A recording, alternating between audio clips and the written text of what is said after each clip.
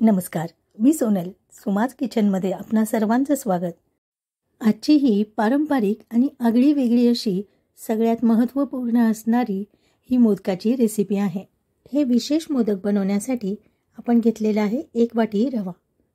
त्यामध्ये 1 वाटी गव्हाचं पीठ आपण चाळून घेतोय. जर पिठाचं प्रमाण तुम्हाला जास्त हवं असेल तर तुम्ही घेऊ शकता. गोड पदार्थामध्ये जेव्हा पीठ वापरतो तेव्हाही थोडंसं मीठ टाकायचं आणि व्यवस्थित पहिल्यांदा रवा आणि गव्हाचं पीठ मिक्स करून घेऊया. आता थोडं पाण्याचा हबका मारत आपण हे पीठ मळून घ्यायचं आहे. यामध्ये रवा असल्यामुळे हे पीठ थोडंसं सैलसर आपल्याला मळायचं आहे.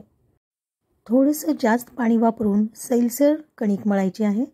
त्यामुळे रवा फुलून येतो आणि पीठ छान व्यवस्थित मुरलं जाते. कणिक तयार होईपर्यंत आपण बाकीची तयारी करून घेऊया.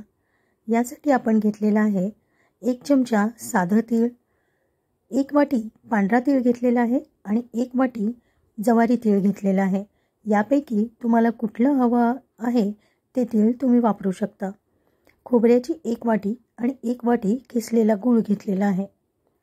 प्रमाणानुसार आपण फक्त पांढरे तीळ न वापरता जवारी तीळ इथे वापरले आहेत. तर 1 वाटी तीळ आपण भाजून घेऊया. 1 चमचा पांढरं तीळ आणि 1 चमचा जवारी तीळ असं मी साईडला काढून ठेवलेलं आहे. आता तीळ छान आपण भाजून घ्यायचे आहेत. खमंग असे तीळ हे भाजून घ्यायचे आहेत. त्यानंतर खोबरं किसूनही घेऊ शकता किंवा मिक्सरमधून बारीक करून घेऊ शकता. आता आपण जे 1 चमचा तीळ काढून घेतलेला आहे तो हलकासा भाजून घ्यायचा आहे. पहा, इथे मी खोबऱ्याचे काप केलेले आहेत आणि तीळ व्यवस्थित छान भाजून थंड झालेले आहेत. इथे खोबऱ्याची वाटी घ्यायची आहे. त्याचे काप करून मी मिक्सरमधून बारीक केलेला आहे. या विशेष मोदकासाठी ओला नारळ अजिबात वापरायचा नसतो. याचं कारण मी पुढे सांगेन. मिक्सरमधून खोबरं छान बारीक झालेलं आहे. आता आपण थोडंसं खोबरं परत त्यामध्ये आपण जे भाजून घेतलेले तीळ आहेत ते तीळ यामध्ये मिक्स करायचे आहेत. पहा, अशा पद्धतीने पहिल्यांदा थोडं खोबरं, थोडं तीळ आणि परत थोडं खोबरं टाकून आपण नंतर गूळ टाकायचा आहे. गूळ खिसून घेतलेला आहे, कापून घेतलेला. आता प्रमाणानुसार तुम्हाला गोडी जास्त हवी असेल तर तुम्ही गुळाचं प्रमाण वाढवू शकता. त्यानंतर परत एकदा थोडंसं खोबरं टाकून आपण हे मिश्रण बारीक करून घ्यायचं आहे. हे मोदक खूप विशेष आहेत. हे मोदक फलप्राप्तीसाठी केले जातात. खोबरं, तीळ आणि गूळ छान व्यवस्थित मिक्स झाले आहेत. अशा पद्धतीने हे मिश्रण सर्व एकजीव करून घ्यायचं आहे. गणपती बाप्पांसाठी अनेक प्रकारचे नैवेद्य केले जातात. अनेक प्रकारचे मोदक केले जातात.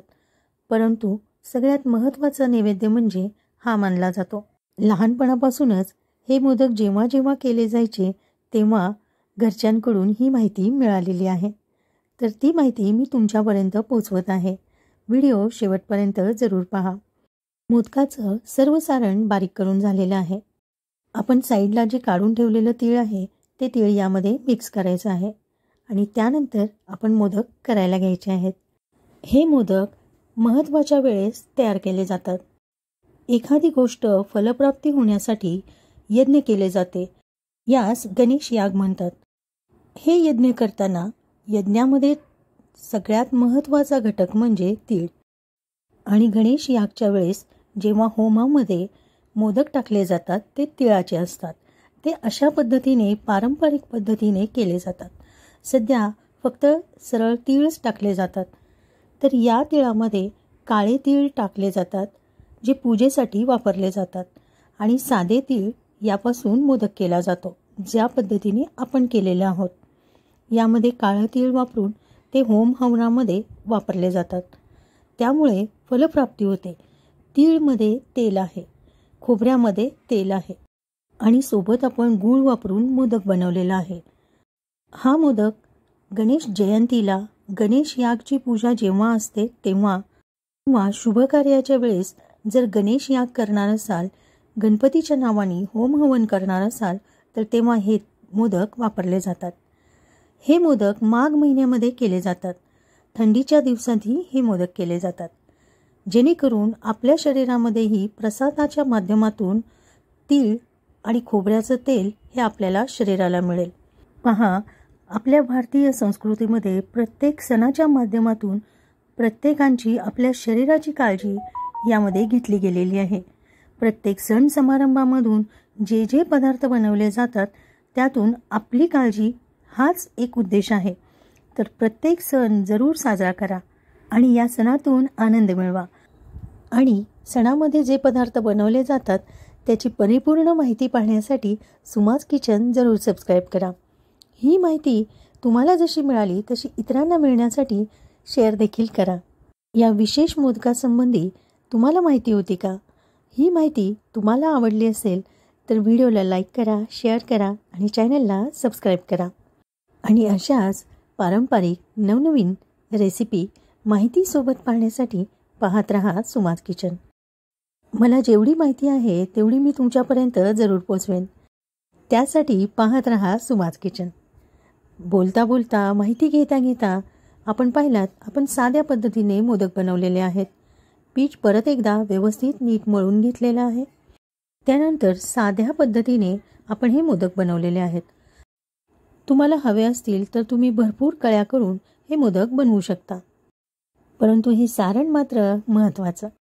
कोणतेही होम हवन करताना त्यामध्ये तीळ वापरलं जातं. त्या तिळाचे मोदक बनवून ते गणपतीच्या यागमध्ये वापरल्यामुळे गणपती लवकरात लवकर प्रसन्न होतात असं म्हटलं जातं आणि त्याचं फळ आपल्याला लवकरात लवकर मिळते. त्यासाठी हे मोदक जरूर करावेत. इतर वेळी हे मोदक केले नाहीत तरी चालतील, परंतु गणेश याग, गणेश जयंती अशा महत्त्वाच्या वेळी यज्ञ करताना हेच मोदक केले जातात. तर हे पारंपरिक पद्धतीचे मोदक बनवून गणपतीला आपण प्रसन्न करून घेऊया. आणि सगळ्यात महत्त्वाचं म्हणजे हे मोदक उकडले जात नाहीत, हे मोदक तळले जातात. परत एकदा होममध्ये टाकण्यासाठी आपण तेल वापरलेलं आहे. तीळ, खोबरं आणि तेल या पदार्थांमुळे अग्नी प्रज्वलित होतो, अग्निदेव प्रसन्न होतात आणि आपण केलेली पूजा फलित होते.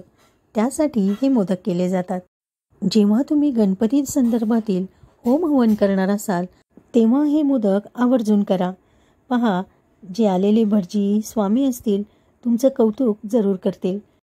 कारण आजकाल प्रत्येकजण शॉर्टकट करण्याच्या मागे लागलेला आहे.